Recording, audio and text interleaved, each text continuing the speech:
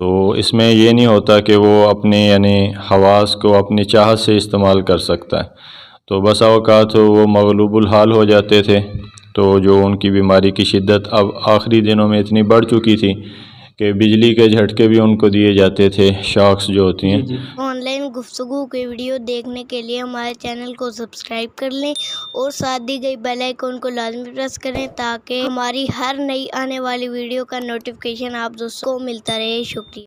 السلام علیکم ناظرین، میں ہوں عابد اقبال، آپ دیکھیں آن لائن گفتگو۔ کل انتہائی افسوسناک واقعہ رونما ہوتا ہے، مبلغ اسلام مولانا طارق جمیل صاحب کے بیٹے کی وفات ہوتی ہے، جس کے بعد سوگوار کا جو اس وقت سماں ہے وہ پورے تلمبہ کے ساتھ ساتھ پورے پاکستان کے اندر جو اس وقت جو ہے وہ چھایا ہوا ہے۔ میرے ساتھ اس وقت عاصم بھائی جو کہ مولانا صاحب کے بیٹے تھے، عاصم جمیل صاحب، ان کے دوست موجود ہیں۔ آئیے ان سے جانتے ہیں کہ تمام تر معاملہ کیسے ہوا، کیا ان کی اس حوالے سے جو ہے ان کا کیا کہنا ہے۔ السلام علیکم سر۔ وعلیکم السلام۔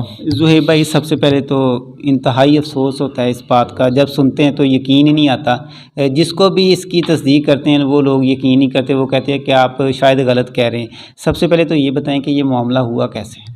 جی، جیسا کہ آپ کو میڈیا سے خبر مل گئی ہوگی، ایک بڑا جان کا سانحہ ہے اور حادثہ ہے، والدین کے لیے بالخصوص، میڈیا کے لیے تو یہ خبر بھی ہو سکتی ہے، لیکن جن قریبی اعزاء و اقربا کے اوپر یہ پہاڑ غم کا ٹوٹا ہے، تو وہی اس اذیت سے اور ان ذہنی جو کیفیات سے وہ نبرد آزما ہے اس وقت۔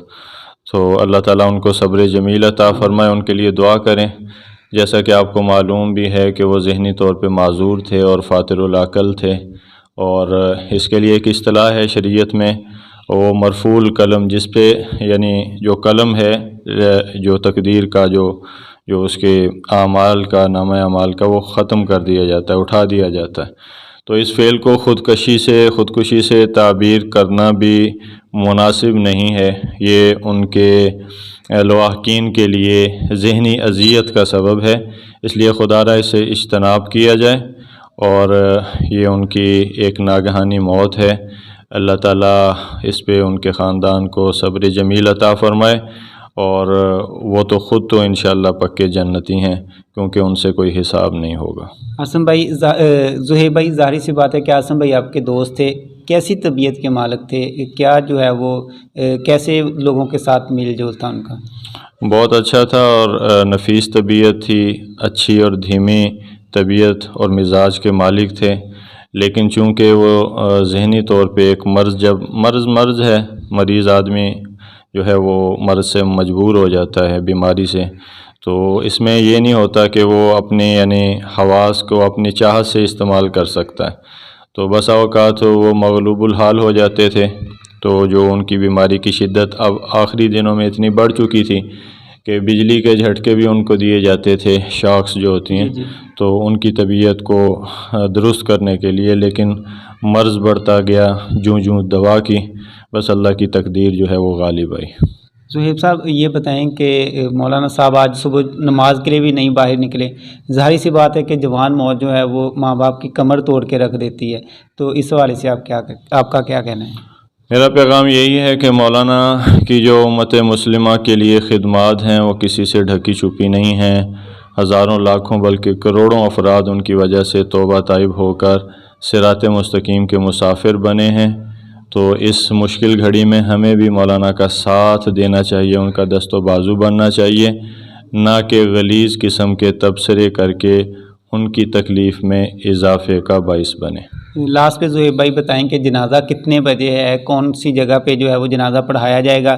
پہلے ذرائع سے یہ بھی معلوم ہو رہا تھا کہ مولانا صاحب جو ہے وہ خود جنازہ پڑھائیں گے، لیکن آج جب وہ صبح نماز کے لیے نہیں نکلے تو اس کے اندر کیا وہ واقعی جو ہے وہ خود پڑھائیں گے، یا اس کے لیے جو ہے وہ کوئی اور بندہ اس کے جو ہے وہ منتقل کیا گیا؟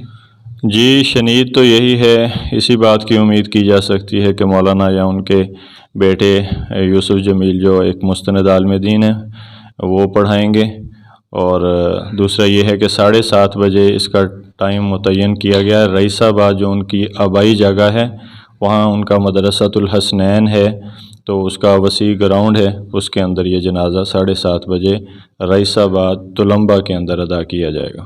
بہت شکریہ ناظرین، عاصم بھائی کے دوست زہیب صاحب ہمارے ساتھ موجود تھے، جو کہ عاصم صاحب کے بارے میں ہمیں بتا رہے تھے۔ اس وقت جو ہے وہ بہت زیادہ غمی کا سماں جو ہے وہ پورے تلمبہ کے اندر، بلکہ اس کے ساتھ ساتھ پورے پاکستان کے اندر جو چھایا ہوا ہے۔ اس کے ساتھ اگر دوستوں بات کی جائے تو کہا جاتا ہے کہ جو جوان موت ہوتی ہے یہ والدین کی کمر توڑ کے رکھ دیتی ہے۔ ہم مولانا طارق جمیل صاحب کے اس غم کے اندر جو ہے وہ برابر کے شریک ہیں۔ اللہ تعالیٰ ان کو صبر جمیل عطا فرمائے۔ عاصم صاحب کو جو ہے وہ اللہ تعالیٰ جنت فردوس میں اعلیٰ مقام عطا فرمائے۔ 7 بجے جو ہے 7:30 پہ جو ہے وہ ان کا نماز جنازہ آج شام سوموار 7:30 بجے ان کے آبائی جو جگہ ہے رئیس آباد وہاں پر پڑھایا جائے گا۔ آپ سب سے گزارش ہے کہ جنازے میں شرکت کریں اور ان کے لیے جو ہے وہ لازمی دعا کریں۔